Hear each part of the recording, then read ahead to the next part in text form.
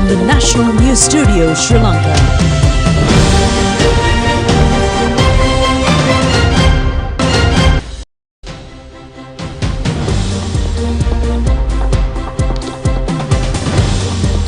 A pleasant evening and a very warm welcome to the National News broadcast. We are coming to you live from the National News Studio. I'm Dulanjali Anand. I'm Charita Minipurarachi, and now let's move on to the headlines for tonight's news.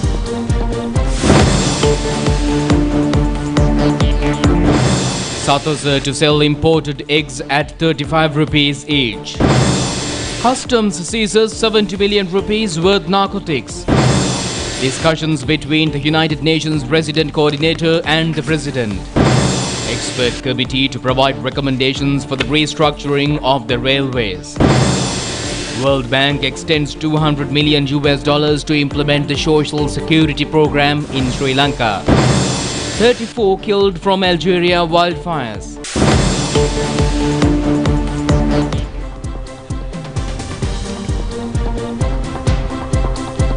For those and other stories in detail. Sri Lanka Customs have taken 70 million rupees worth narcotics into custody. Custom officers have said that this burst is the largest narcotics raid conducted in the history of customs. The narcotics consignment has been sent to the country as an air parcel to a private courier company in Seduwa. 9 parcels have been sent a month before to the courier company via air post from the Netherlands and the United States to fake addresses in Colombo and Piliyandala areas. The customs have said that the narcotics consignment was discovered upon probing the parcels since no one has arrived at the company to claim them. The 6-kilogram consignment was consisted of 297 grams of magic mushrooms, 2,000 methamphetamine pills and chocolate-laced narcotics and kush cannabis. Minister Nalin Fernando says eggs imported from India can be purchased at a price of 35 rupees from Lanka Satasa outlets and for 40 rupees from supermarkets from today onward. The minister made these remarks while engaging in an observation tour to inquire into the prices of goods at the Narayampeta Special Economic Centre.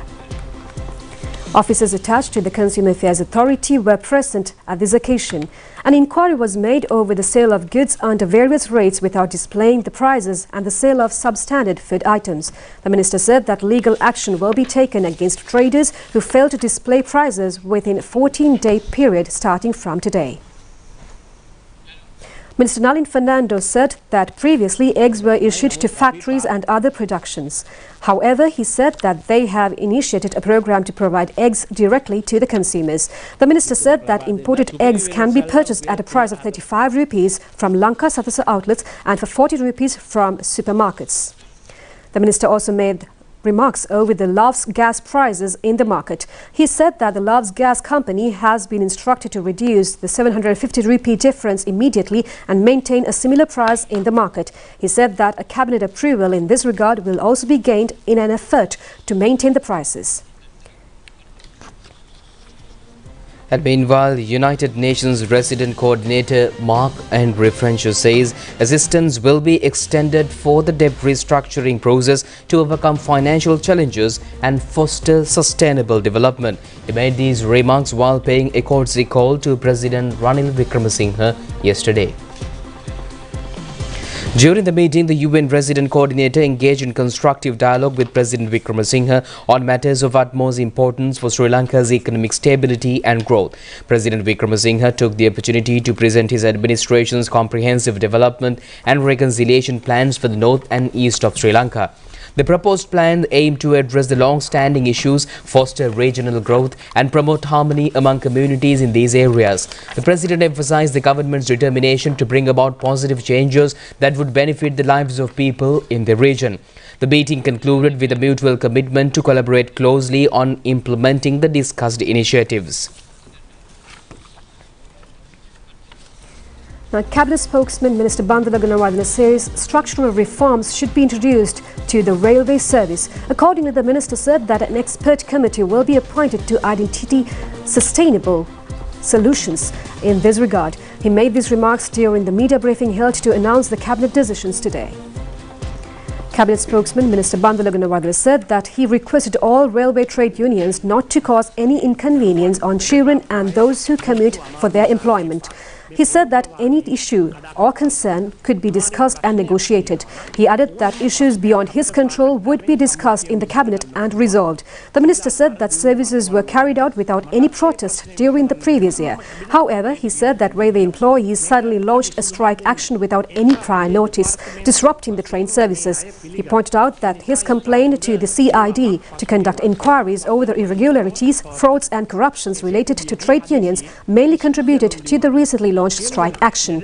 Accordingly, he said that structural reforms should be introduced to streamline the railway service in an efficient manner. He added that efforts have been taken to transform the railway service into a more efficient, beneficial service to the public. And meanwhile, the World Bank has agreed to provide $200 million to implement the social security projects. The cabinet approval, the resolution furnished by President Ranil Wickremesinghe to enter into the relevant agreement with the World Bank in order to obtain the relevant loan grant. The World Bank has agreed to provide loan grant in three components. $185 million will be allocated to assist the Aswasume New Welfare Benefit Payment Scheme. Another $7 million will be allocated to implement a pilot project to economically empower the selected beneficiaries, and $8 million for strengthening the entire project management and the social security system. It has been proposed to sign a license agreement for exchange of television programs between the National Radio and Television Administration of China and Sri Lanka Rupavahini Corporation with the objective of strengthening mutual understanding, friendship and cooperation. The Cabinet of Ministers approved the proposal submitted by Minister Bandula Gunawardena. It has been proposed to sign and extend a memorandum of understanding to develop the cooperation in sports between Sri Lanka and Australia from another 3 years. The objective of this initiative is to exchange information and programs between athletes and sports officers in the field. The Cabinet of Ministers approved the proposal furnished by Minister Roshan Ranasinghe. President of Economist Association of Sri Lanka, Venerable Professor Vijitapure Vimalarathanathera says the increase of foreign exchange earnings attributed to the decision taken by the European Union to extend the GSP Plus concession until 2027 is a positive outlook for the country. GSP Plus scheme introduced by European Union. The European Union consists of 27 countries. When you look at the European Union, it is one of the richest geographical location in the world. You can find developed countries, high-income people. The size of population over 400 million. Under GSP Plus facility, you can export your products to European Union at low tariff. If you export to European Union under normal tariff, you cannot compete in that market. Why? Prices are high. When you are receiving tariff concession, you are going to get benefits, exceptional advantage to compete with other countries. So that GSP Plus is a good news, good policy Sri Lanka received in the past, still we are receiving. Recently visited EU delegation, explore our situation, human rights, democracy, all those areas. Thereafter, they recommended about the country, Sri Lanka. Now, EU has agreed to grant this facility up to the end of 2027, that is 4-year period. The Court of Appeal ordered not to extend the interim order issued to prevent the imposing of the pay tax on the salaries of judges. The petition was taken up for consideration before the 5-member judge bench led by President of the Court of Appeal, Nisanka Bandula Karunaratna. The relevant interim order was issued upon concurrence of the majority of judge panel. The judge bench unanimously ordered to take up 3 petitions filed by the Sri Lanka Judicial Service Association, High Court Judges Association and Labour Court Presidents Association seeking to dismiss the decision taken to deduct the pay tax for hearing. Accordingly, the court ordered to issue notices for the respondents of the petition and file objections relating to the case before August 31st, if any.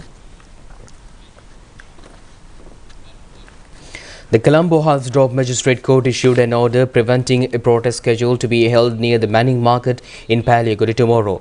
The relevant order was issued after considering the submissions made by the OIC of Palliagoda Police. The Manning Market General Trade Union has organised this protest, alleging that stall spaces within the premises are being given to the external vendors.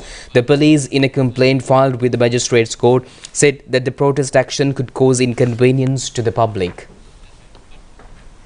President Ranil Wickremesinghe has received official information regarding the repair of 175 buses owned by the Sri Lanka Transport Board. These buses had been taken out of service due to the lack of spare parts as a result of the country's import restrictions. Minister Bandula Gunawardena presented the relevant documents to the President. A project was initiated at the depot level following the instructions of Minister Bandula Gunawardena and was funded by the General Treasury allocation. The goal was to refurbish 400 out of 852 buses that had been out of service for over 3 years. As part of this project, 175 buses were restored to operation at the cost of nearly 300 million rupees. Out of these, 175 buses will be allocated to the Sisusaria program, serving as transportation for school children. The remaining buses will be handed over to respective depots to fulfill passenger transportation needs. Minister Bandula Gunawardena says several new train journeys will be introduced in the coming week. He made these remarks during a media briefing held at the Government Information Department today. The minister said that they have taken the effort to provide a fresh start to the service. Accordingly, he said that a special express luxury tourist train service will operate from Kankasanthurei to Mount Lavinia. He added that the train service will commence on the 4th of August and will operate on every Friday. The Norwegian embassy in Sri Lanka set to conclude its operations in the country from July 31st. Embassy, in an announcement on its social media page, said that the Norwegian embassy in New Delhi will be responsible for Norway's bilateral relationship with Sri Lanka and the Maldives from August 1st. The statement issued by the embassy has requested the public to follow the page of the Norwegian embassy in New Delhi. Meanwhile, Norwegian ambassador to Sri Lanka and the Maldives has indicated that her Twitter account will not be updated further. And meanwhile, the General Secretary of the United National Party, Parliamentarian Bandara, says the current need is to conduct an election to decide on a leader for the country and not a local government election. He made these remarks while speaking at the UNP Galigamua Kegol electoral meeting. The meeting was organised by the UNP organiser for Kegol district, P.Z. Vijayawardena. The party General Secretary said that even though many were invited to take up the collapsed country, they fled from taking up the responsibility.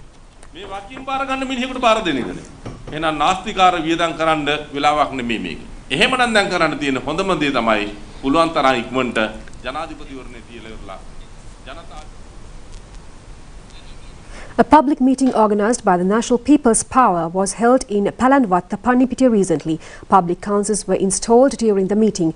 Party member Lakshman Nipunarachi was present at the occasion.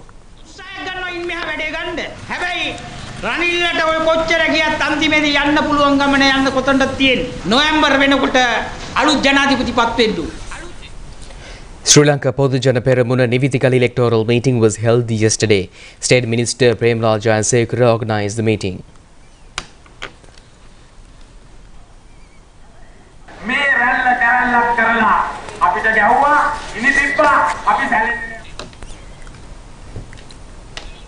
The United National Party Anuradhapura East electoral meeting was held at the Anuradhapura Youth Resort. UNP Deputy Leader Ruan Vijayawardena and organiser of the Anuradhapura East Kasturi Anuradha Nayaka were present at the occasion.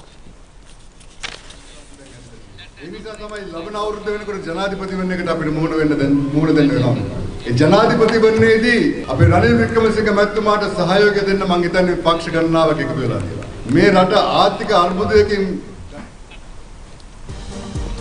And now let's take a look at several few monocle news items.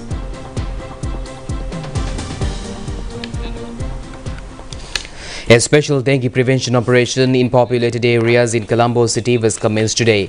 The initiative was jointly launched by the Colombo Public Health Inspector's Office and the Police Environmental Division. A special attention will be directed on surrounding areas and housing complexes in Colombo. First session of the BIMSTEC expert group was commenced in Colombo yesterday. The summit is comprised of 7 Southeast Asian countries including Bangladesh, Bhutan, India, Myanmar, Nepal, Sri Lanka and Thailand. The main objective is to enhance economic and technological cooperation among the member nations. Minister Keheli Rambukwala took part in the first session of the summit. Air Force Commander Air Marshal Deni Rajapaksa met with the US Ambassador in Sri Lanka, Chulaleshong. Discussions were held over the bilateral defence cooperation. 21 individuals who had received employments in Israel received their air tickets today. The group received their tickets from the Minister Manusha Nanayakara. This group is expected to leave the country on the 27th. A ceremony to commemorate the 96th anniversary of the People's Liberation Army of China was held in Colombo yesterday. It was held with the participation of Defence Secretary Kamal Gunaratne and Ambassador of China to Sri Lanka, Si Cheng Hong. The Met Department says showers will occur at times in western, Sabaragamuwa and northwestern provinces and in Kandy, Nuwara Eliya, Galle and Mathura districts. The department has indicated that several spells of minor rainfall will occur in northern province. Mainly fair weather will prevail elsewhere in the country. Fairly strong winds of about 40 kilometers per hour can be expected at times in western slopes of the central hills, northern and north-central provinces and in Monaragala, Hambantota and Trincomalee districts. Showers or thunder showers will occur at several places in the sea areas off the coast extending from Putlam to Hambantota via Colombo and Galle. The Met Department has also said that the sea areas off the coast extending from Hambantota to Portville and the sea areas off the coast extending from Shillong to Trincomalee via Mannar and Kalkasanture will be rough at times. Now, country's public transport service is expected to be transitioned into electric mobility. The United Nations Economic and Social Commission for Asia and Pacific, also known as ESCAP organization, has extended assistance to compile the relevant policy framework in this regard. Many countries in the world have declared the intention to transition from the use of fossil fuel to e-mobility methods. Sri Lanka is expected to reach this objective by 2048. Accordingly, a workshop in this regard was held in Colombo today. It was organized by the Ministry of Transport and ESCAP organization. The attention of this workshop was directed over the adopting of e-mobility on public transport service in the country. The relevant introduction in this regard was made by the representative of the vehicle unit of the ESCAP organization, Madan Bandhu Rejvi. Minister Bandhu Gunawardena briefing regarding the government process over the e-mobility transition. Exploring opportunities for shifting from fossil fuel-based transport towards energy-based transport system. Various initiatives such as policies and strategies have been formulated along with the studies and research to determine the feasibility to initiate electric mobility in Sri Lanka. It was when I had the opportunity to connect with Mr. Madan Bandhu from UNSCAP in Manila during an international mission, who accepted my invitation to support Sri Lanka in drafting a policy framework for accelerating the transition to electric mobility for public transport. Initiatives taken by government of Sri Lanka till to date include electric vehicles deployment, development of charging infrastructure and subsidy for electric vehicles, but comprehensive long-term vision for electric vehicles policies is still required. Sri Lanka faces significant climate challenges. Beyond the evident environmental impacts, climate change poses grave implications for crucial sectors like agriculture, industry, transport, health, and energy production. To safeguard its future and address these pressing issues, Sri Lanka has prioritized a clean energy transition to secure a sustainable future. Electric mobility supports the clean energy transition by reducing emissions, integrating more renewable energy, into the grid and reduce dependency on the fossil fuel. Government of Sri Lanka has taken 2 cabinet decisions, one in 2017 for regulation of electric powered vehicle charging stations and in 2021 for promoting the use of electric vehicle in Sri Lanka. Ministries which are involved in e-mobility related subjects already have taken several steps to introduce e-mobility standard in Sri Lanka. Honorable President Ranil Wickremesinghe on his vision statement mentioned that by 2048, transport sector should fully converted to the e-mobility. The Parliamentarian Sri Vigneshwaran says President Ranil Wickremesinghe is keen on implementing the 13th Amendment to the Constitution. The Parliamentarian made these remarks to media following the meeting held with the President at the Presidential Secretariat yesterday. Parliamentarian C.V. Vigneshwaran said that previously it was indicated that all aspects pertaining to the amendment should be discussed apart from the police powers. However, he said that the President engaged in a dialogue with them over the police powers. He added that the parliamentarians are expected to discuss in this regard. He pointed out that legal provisions are available to vest police powers with the provincial councils, yet these provisions have not been taken up for consideration.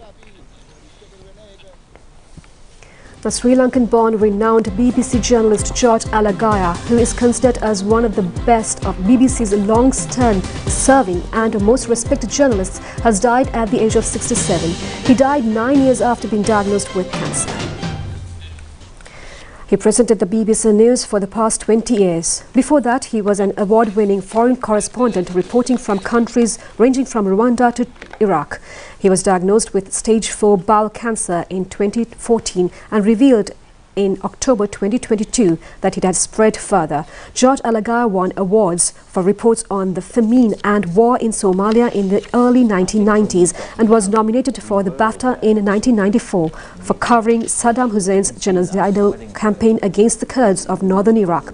He was also named Amnesty International's Journalist of the Year in 1994 for reporting on the civil war in Burundi, and was the first BBC journalist to report on the genocide of Rwanda. He was born in Colombo, Sri Lanka, before moving to Ghana and then England in childhood. His parents were Christian Tamils. He joined the BBC as a foreign affairs correspondent in 1989 and then became African correspondent, the continent of his childhood. He anchored news programs from Sri Lanka following the December 2004 tsunami and from Pakistan following the South Asian earthquake in 2005. The French military hospital at times like Hotel Show Colombo 2023, organized by the Sri Lanka Hospitality Graduates Association, was held recently. The exhibition was held after a gap of 3 years. The theme for this year's exhibition was Produce of Sri Lanka. The annual exhibition has driven its way over the past 25 years, improving its standards and services while creating opportunities for exhibitors to meet their business expectations.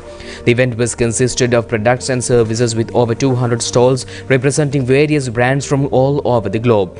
Many visitors and buyers, including Sri Lanka, Maldives, India and other South Asian countries, took part in the 3-day exhibition. The National Barista Championship, National Room Stylist Challenge, Ceylon Tea Master Cup, Bar Champs Bartenders Competition and several industry-focused masterclasses were held concurrently together with the Hotel Show Colombo exhibition.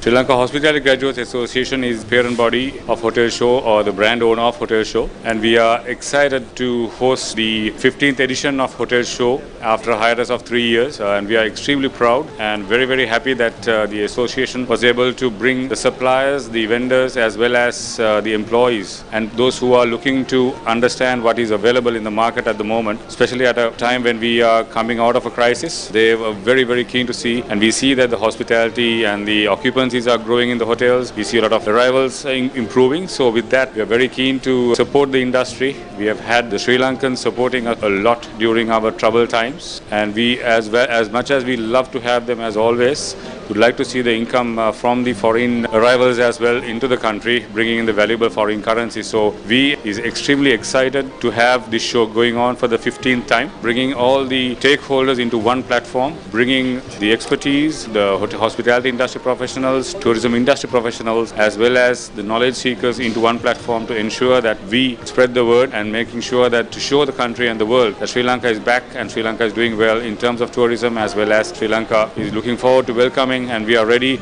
to welcome tourists as well as Sri Lankan population into our hotels as always we have done. Hotel show Chairman of the organizing committee of the Hotel Show Colombo 2023, Pravin Gopal, said that at the time when tourism is starting to peak, many hotels will be looking at upgrading and refurbishing their facilities. He said that the organizers have been given the prominence to Sri Lankan-made products and services in order to give a boost to the economy. He said that this show has now been recognized as an international event. He added that many foreign entrepreneurs have displayed their products at this exhibition. The Central Marine Consultancy headquarters was declared open in Colombo today. The opening ceremony was held with the participation of Minister Nimasiripala De Silva, Ambassador of Japan to Sri Lanka, Mizukoshi Hideaki, Ambassador of South Korea to Sri Lanka, Mioni Lee, and High Commissioner of Bangladesh to Sri Lanka, Tariq Ariful Islam. The Central Marine Consultancy is focused around the maritime industry and an emerging leader in the provision of maritime solutions in Sri Lanka.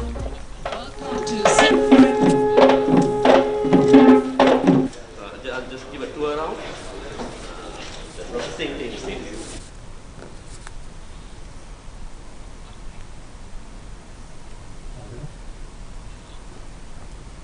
The policy of the government of His Excellency Ranil Wickremesinghe is to encourage the private sector. We depend so much on the private sector for the economic upliftment of Sri Lanka. We have the forex crisis and our downtrend in our economy. We are taking every measure to ensure this is changed. So in that scenario, we are happy to see that you have embarked upon this program, which is an excellent example to the other people in the marine trade. And that's all on local news. We'll be back with international stories after this break.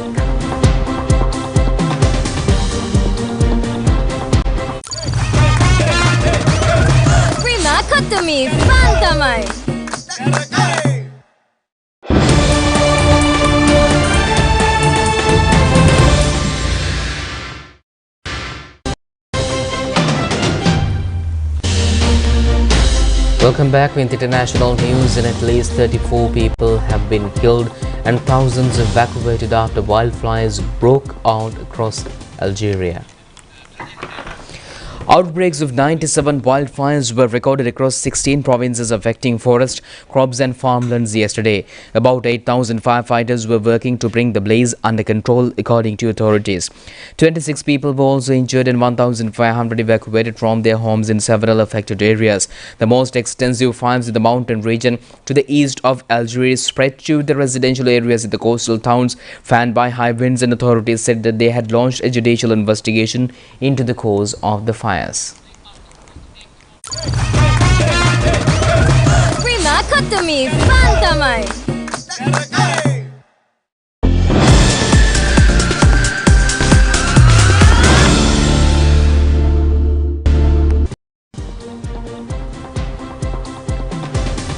The President of Sri Lanka Cricket, Shammi Silva, says reports circulating over Sri Lanka cricket are false and baseless. He made these remarks during a media briefing held at the Sri Lanka Cricket today. President of Sri Lanka Cricket, Shammi Silva, said that Sri Lanka Cricket has not borne any expenses pertaining to celebrities or family members. He said that many media outlets have made allegations against Vice President of Sri Lanka Cricket, Jayantha Dharmadasa, over his affiliations with celebrities. However, he said that the Sri Lanka Cricket Vice President was also a former chairman of the Film Corporation and has affiliations with artists in the country. He said that if this allegation can be proven, then they will resign from their post the next day.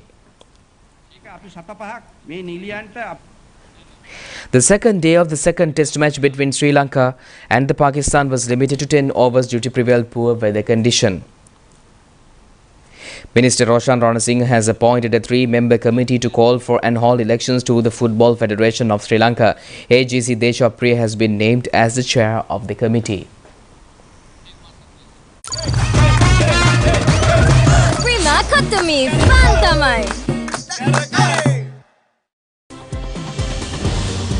And that's all the news we have for tonight. Join us tomorrow at the same time for the very latest on Channel Eye. I'm Delanjali together with Choitha signing off. Good night. Have a pleasant night.